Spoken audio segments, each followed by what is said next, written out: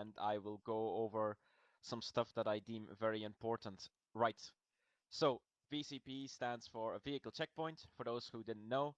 On next deployment, you might face situations, for example, without spoiling too much, there might be situations where you want to catch, for example, the enemy moving supplies around, or for example, guys around. It's both possible. And in some occasions, you might establish like a quick VCP to try and catch as much as you can, or well, catch out suspicious stuff. Example that you see in front of us is more of an example of a hasty VCP, one that the section just sets up dynamically at a point that they deem like, yeah, we should set up here. Some VCPs are more permanent. This one is not. Yeah, you will have time to practice this stuff later with your sections, as well as with the wires itself, because the wires that you see in front of you, some information about them, you can actually deploy them yourself and also disassemble them. Right.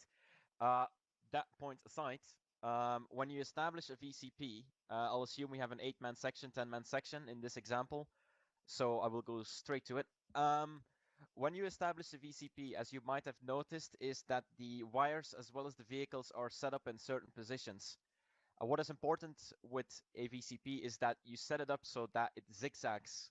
This is done so that a vehicle has no choice but to slow down or, well, basically hit your wires and lose all its wheels.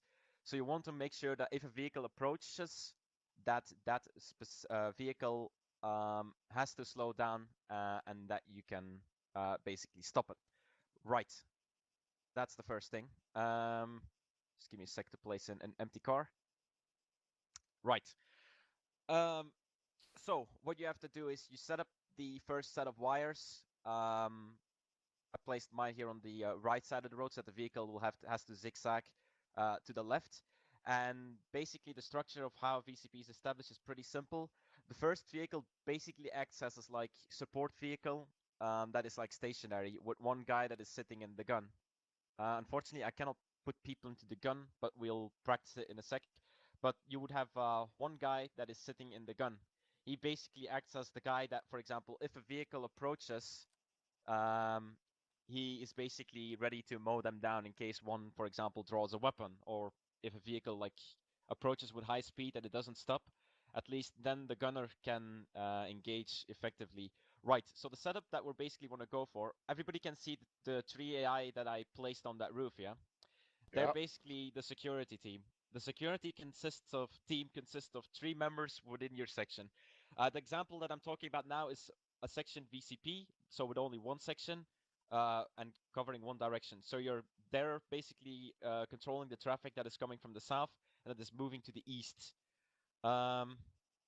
If you want to cover the 2 directions in the VCP, then you either have to do it with 2 sections, or you have to be creative and basically set up ways so it works with one section, but more on that later. Right. So you got the security team.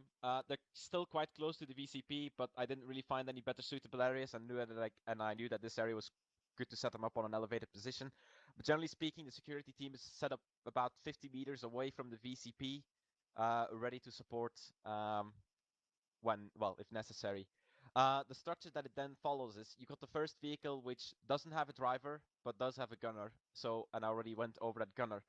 The structure then works as follows. Depending on the fire team, you will have an IC, which I will place down as an AI to demonstrate the example. And he has his 2 riflemen or 2 section members with him that basically act as the...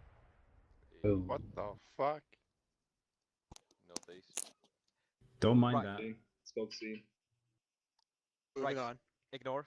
So yeah, we have that 3-man fire team, and then also the second vehicle that you can see that basically acts as the blocking vehicle. It basically blocks the way. Like if a vehicle is approaching, let's use this lookalike Volkswagen Golf that is now naturally approaching the VCP. So the vehicle, it doesn't even get this close.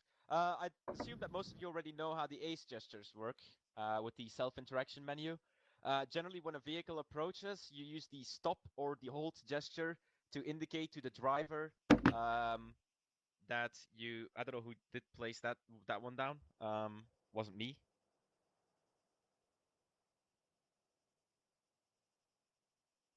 Anyway, carrying on.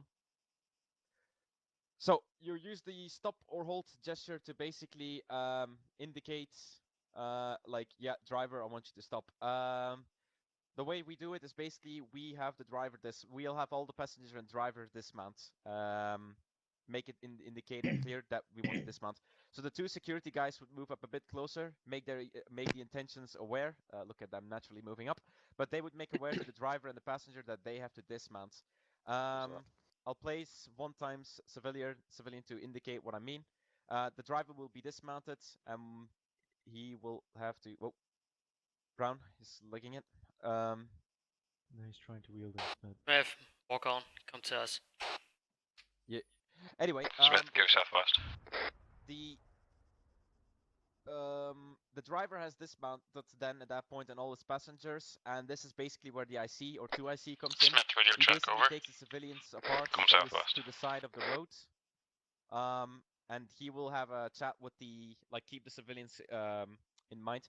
But he will also be in like a position, like I would place the IC somewhere like this. So in case the guy does pull the gun, the guy on the MG, the guy on the MG of the vehicle and the support team can shoot him down if need be. Because, you know, a civilian might not always be a civilian. He might be an enemy that actually is trying to get across and he has concealed weapons or anything like that. Well, the IC is basically talking with the civilians. The search team is basically going to move in, and they will communicate between each other what they will check. So this guy will check the left side of the vehicle, and the other guy will check the right side. Generally, how to search a vehicle, pretty simple. You would watch the front first. You could use a mine detector, but it's not very reliable, so your best bet is actually manually looking for explosives, not actually using a mine detector. So you could go into a prone position like this. You would check the front of the vehicle underneath it. This is a pretty low vehicle, but other vehicles are, it's easier to look. You could look for like demo blocks that are attached to it on the car at the bottom. So you would check the front first, and then you would basically synchronize. When a synchronized movement, User in your channel timed out. Check the wheels, then move up, go prone maybe again, check the bottom of the car again. You would take a look at the dashboard, well, not the dashboard but the inside of the vehicle, check the seats, see if that is clear.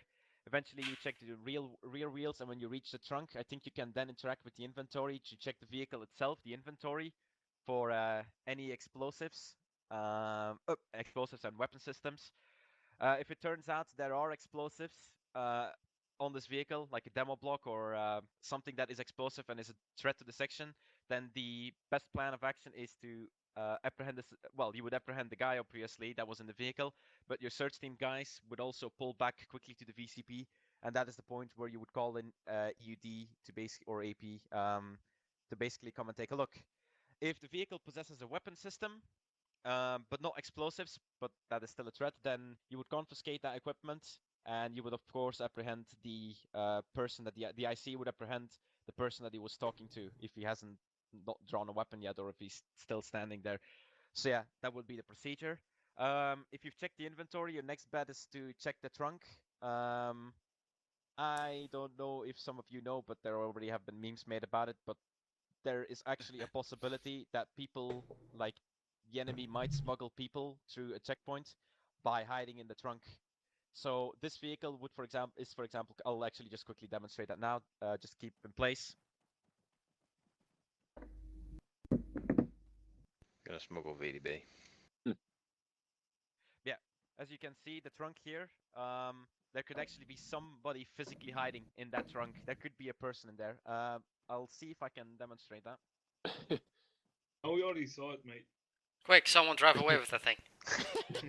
Quick. The trunk doesn't stay open, so it's I cannot illustrate it further. But that is basically, yeah, people could be hiding in the trunk. Anyway, moving on.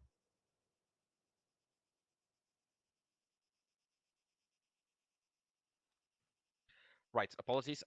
Moving on. When the vehicle is searched, then it was revealed that the vehicle was actually clean and it can pass. Then the IC would basically tell the driver, all right, we've searched your vehicle, we've searched you, you seem to be, everything is in order, carries on.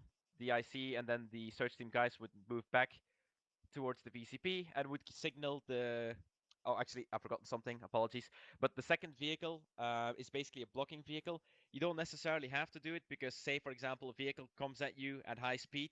It will maybe try to race through the checkpoints. And if it has explosives, you might lose a vehicle when it rams the second Foxhound. So the second Foxhound, you could do that. But if you really need the vehicle and you can't spare it being destroyed, for example, then you could, for example, just use wires and remove the wires if a vehicle gets cleared. But in this example, I'll use the vehicle. So the second vehicle would have a driver and a gunner as well, acts as the blocking vehicle. And if the vehicle is clean, then the other Foxhound would basically move back and allows the vehicle to move past.